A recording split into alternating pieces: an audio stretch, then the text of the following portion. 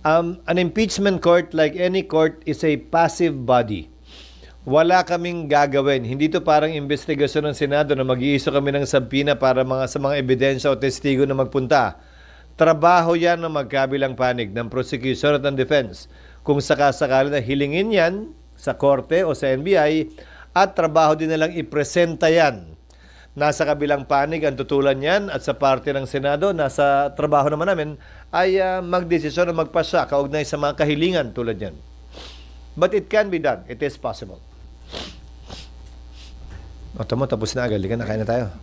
Ay. Basta sir, pagka ganyan, kung matapos agad sila, it's up to the prosecution or defense to ask the impeachment court kung kailangan isama nila. No, they can present the same witnesses. They can present the same pieces of object or documentary evidence. That is totally up to them. Karapatan naman ng kabilang panig kung sakasakali, kung may basis sila, natutulan niya ang presentasyon yan. Until now, argument pa rin kung pwede ba tumawid sa next Congress o hindi yung impeachment trial. Sino naman ang nagsabi? Sino ba nibago na naman? Yung press conference. Mahirap naman mag-comment ng walang name. Dapat may name. Ayan. So yung sabi ni Justice Escudero na pwede tumawid as long as makonvene yung impeachment court within the 19th Congress. Yung ba yung sir intention? Makukonvene definitely kayo as impeachment court? Teorya niya yon, pero sa tingin ko nga, meron ng jurisdiction ang Senado dyan sa kasong yan dahil tinanggap na namin eh. Mag-convene man o hindi yung korte to receive evidence, mag-i-issue na ng mga jurisdictional orders ang impeachment court na ito. Kaugnay ng pagpapasagot, na pag-usapan na natin yan, pagpapasagot sa nasasakdal at paghingi ng tugon doon ng prosecution naman. So, technical na term yung ginagamit marahil ni Justice Ascunan, yung pag-convene. Kasi physical convening ba yon o na nagkaroon na ng jurisdiction ng impeachment court? Ulitin ko, may jurisdiction na sa aking pananaw ang Senado sa subject matter of impeachment.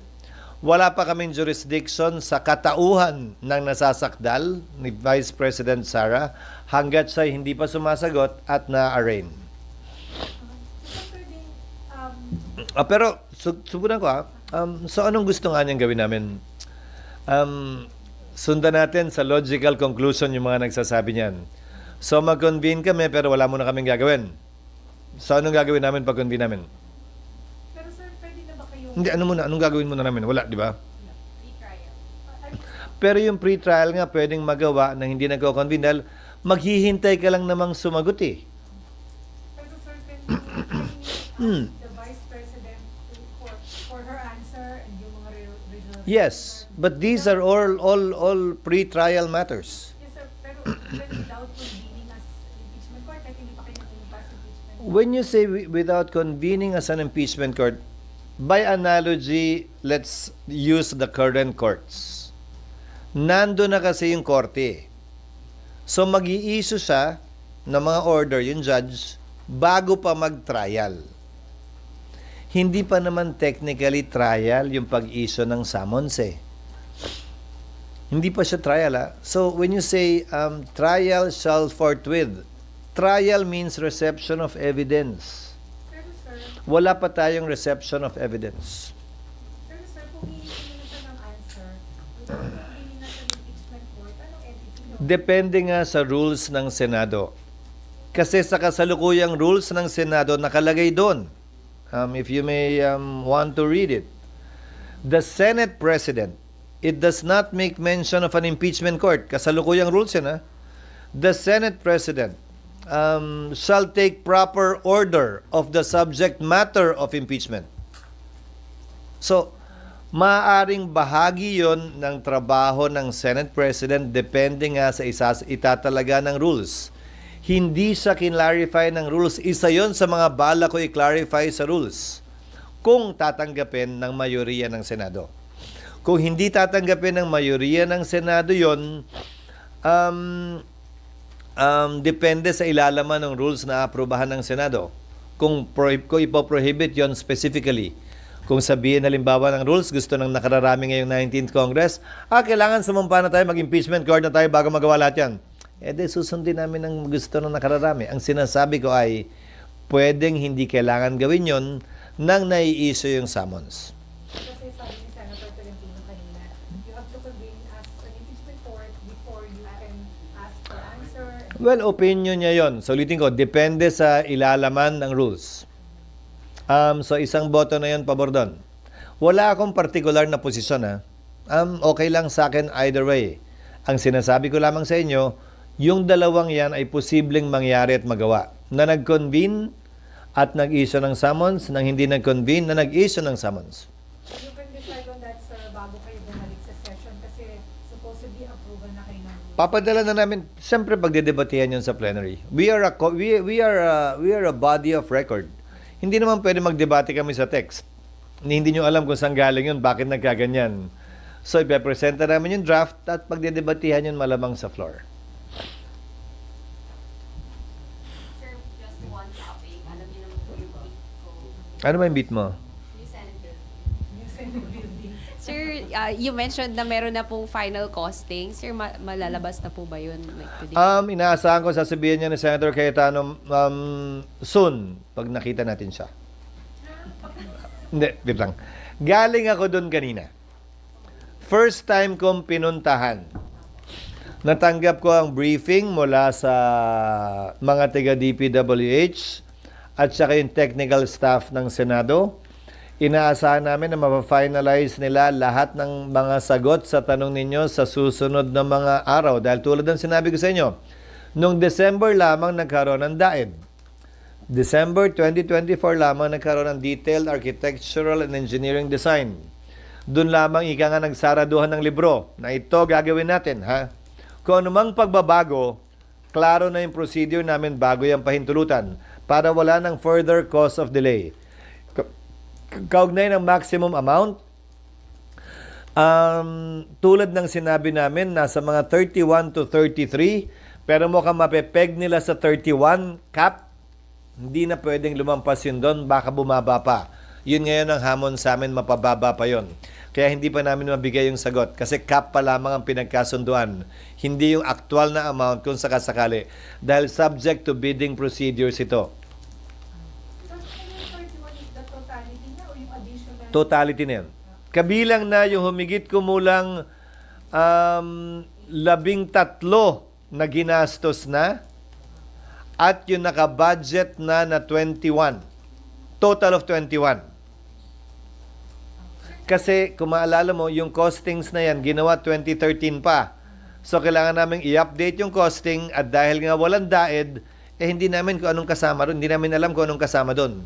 Ito kasama na lahat. Sir, yung 31, kasama po yung land ba doon? Kasama na lahat yun. Kasama na lahat yun. Total na yun. Wala kaming tinago o tinanggal doon. Total na yun. Kasama na, sir, yung mga interior and all. Lahat na yun. Pati yung plenary. Sir, yung isa po kasi nag-i-issue doon, di ba, na parang inihanda siya for the federalism na magkakaroon ng mas maraming senador, kaya daw po ang laki-laki ng space, maliliit offices. Sir, Na-correct na namin yun. opo. So, sir, ito, for 24 na lang talaga siya. Hindi 24, 28. Bakit? Ba't nga ba, sir, 20? Para hindi na lumipat yung magiging Senate President, walang babalik ang kwarto pag natanggal. Para hindi na lumipat yung majority leader, yung minority leader, at saka yung, di ba, pro tem. Hindi ka mukha ngayon, di ba, inaangkin na yung kwarto kahit di na sila, di ba? Or, babalik, lilipat. So it's 24 senators plus 4 officers of the Senate. The Senate President, the majority leader, the minority leader, and the pro tem. Di ba, medyo pinag-isipan na? Aminin. May office na doon, provision and appointments and Meron, buong 7th floor will be theirs. Magkakaroon na sila ng sarili nilang plenary hall, sariling committee rooms para hindi na sila nakikipag-agawan sa amin. SET, sir. Although, SET. Hindi, ang SET sa Supreme Court eh. Kasi kami yung sumusunod sa justices. Hindi sila yung nagpupunta sa amin. But we can give them an office space there, meaning yung secretariat. But But the plenary hall of the SET, nasa Supreme Court yan usually.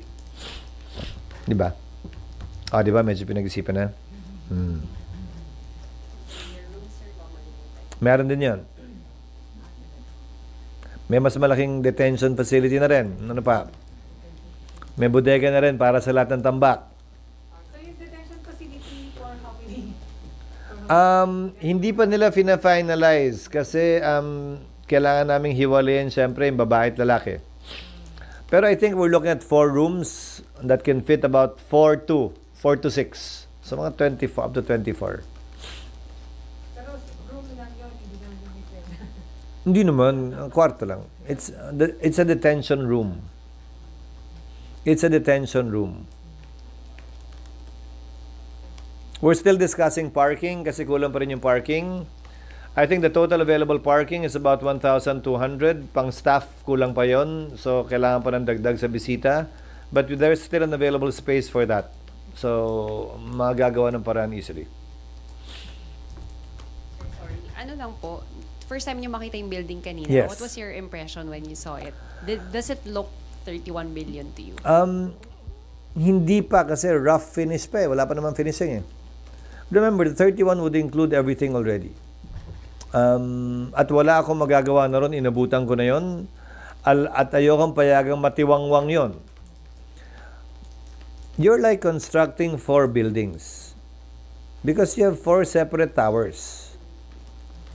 Di ba kung isang kwadrado lang to, 4 na side lang yung pader mo. Dahil 4 yung tower, may 4 na side yung 4 na tower para kang gumawa ng 4 na building na hiwa-hiwalay. Hindi man practical yon, hindi na natin pwedeng pagdebatihan at pag-awayan yan dahil nakatayo na yung building. Kung ako tatanungin mo, dapat kahon ng ginawang building, mas madali yun eh. Ang problema, nandun na yun eh. May 4 ng story. So walang investigation kung sa pagtatagal niya, sa kung overpriced ba, yung mga nakaraang taon. Para sa akin, wala namang kung may magrereklamo, doon namin naharapin yun. Pero para sa akin, hindi ko trabaho maghanap ng butas. Trabaho kong tapusin yon sa pinakamababang gastos na pwede namin gawin base sa inabutan na namin ngayon. Wala namang indication, sir, na overpriced. Para sa akin, wala. Base sa pagkakakita ko sa building kanina dahil yung floor area mismo ay malawak naman talaga. Maganda yung gusali. Pero kung ako tatanungin mo, hindi ko pipiliin yung ganda. Pipiliin ko mas mura at praktikal. Pero nandun na tayo eh. Wala na tayong magagawa. We simply have to make do with what we have. We simply have to make do with the cards dealt to me right now and at this point in time.